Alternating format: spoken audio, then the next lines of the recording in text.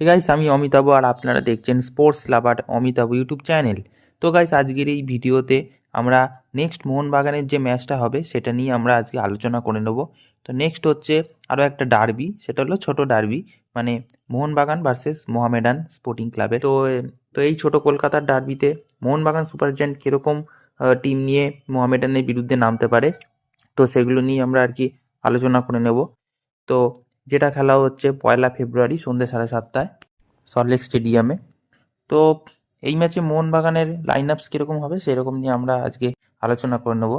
তো গত ম্যাচে কিন্তু মোহনবাগান বেঙ্গালুরু এফসিকে সল্টলেক স্টেডিয়ামে 1-0 গোলে পরাজিত করে একেবারে পয়েন্ট টেবিলের প্রথমেই রয়েছে এবং 40 পয়েন্ট কিন্তু সংগ্রহ করে রয়েছে এই মুহূর্তে, যেটা অন্যান্য টিমের থেকে মানে তুলনামূলক প্রায় হাতের নাগালের বাইরেই পর্যায়ে প্রায় চলে গেছে।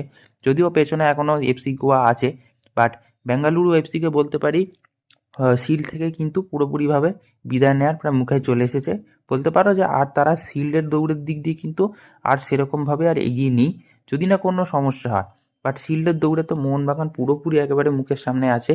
আর পিছনে ওই একটুখানি ওই এফসি গোয়া জাস্ট একটু প্রেসারে দিয়েছে, নয়তো মোহনবাগান যেভাবে খেলছে এইভাবে যদি খেলতে থাকে তাহলে আর কোনো পেছন ফিরে তাকাতে হবে না, তখন এফসি গোয়াও আর কিছু করতে পারবে না। তো মোটামুটি আমাদের যা পয়েন্ট আছে সেই দিক দিয়ে পয়েন্ট টেবিলে অনেকটাই সেফ অ্যান্ড সিকিওর পজিশনে আছে সব টিমের দিক দিয়ে। তো পরের ম্যাচে কীরকম লাইন আপস নিয়ে নামতে পারে তো সেগুলো নিয়ে একটু আলোচনা করে নেব। তো আগের ম্যাচের মতোই আমি লাইন আপসটা রেখেছি, যেখানে গোলকিপারে বিশাল কাইত, আর ডিফেন্ডারে থাকবে হচ্ছে রাইট ব্যাকে দিব্যেন্দু বিশ্বাস, তারপর সেন্টার ব্যাকে রেখেছি টম আলডেড আর অ্যালবার্টো রদ্রিগেজ, আর লেফট ব্যাকে রেখেছি সুভাশিস বোস। মিডফিল্ডে রয়েছে হচ্ছে আপুইয়া আর দীপক টাংরি।